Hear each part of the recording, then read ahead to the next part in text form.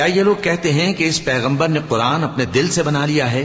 کہہ دو کہ اگر میں نے دل سے بنا لیا ہے تو میرے گناہ کا وبال مجھ پر، اور جو گناہ تم کرتے ہو اس سے میں بری الذمہ ہوں۔ اور نوح کی طرف وحی کی گئی کہ تمہاری قوم میں جو لوگ ایمان لا چکے ان کے سوا اور کوئی ایمان نہیں لائے گا، تو جو کام یہ کر رہے ہیں ان کی وجہ سے غم نہ کھاؤ،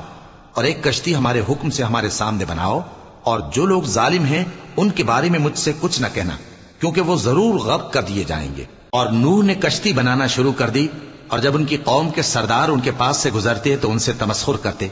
وہ کہتے کہ اگر تم ہم سے تمسخر کرتے ہو تو جس طرح تم ہم سے تمسخر کرتے ہو اسی طرح ایک وقت ہم بھی تم سے تمسخر کریں گے، اور تم کو جلد معلوم ہو جائے گا کہ کس پر عذاب آتا ہے جو اسے رسوا کرے گا، اور کس پر ہمیشہ کا عذاب نازل ہوتا ہے۔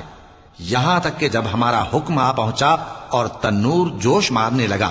تو ہم نے نوح کو حکم دیا کہ ہر قسم کے پالتو جانوروں میں سے جوڑا جوڑا یعنی ایک ایک نر اور ایک ایک مادہ لے لو، اور جس شخص کی نسبت حکم ہو چکا ہے کہ ہلاک ہو جائے گا اس کو چھوڑ کر اپنے گھر والوں کو اور جو ایمان لایا ہو اس کو کشتی میں سوار کر لو۔ اور ان کے ساتھ ایمان بہت ہی کم لوگ لائے تھے۔ نوح نے کہا کہ اللہ کا نام لے کر کہ اسی کے کرم سے اس کا چلنا اور ٹھہرنا ہے، اس میں سوار ہو جاؤ، بے شک میرا پروردگار بخشنے والا ہے، مہربان ہے۔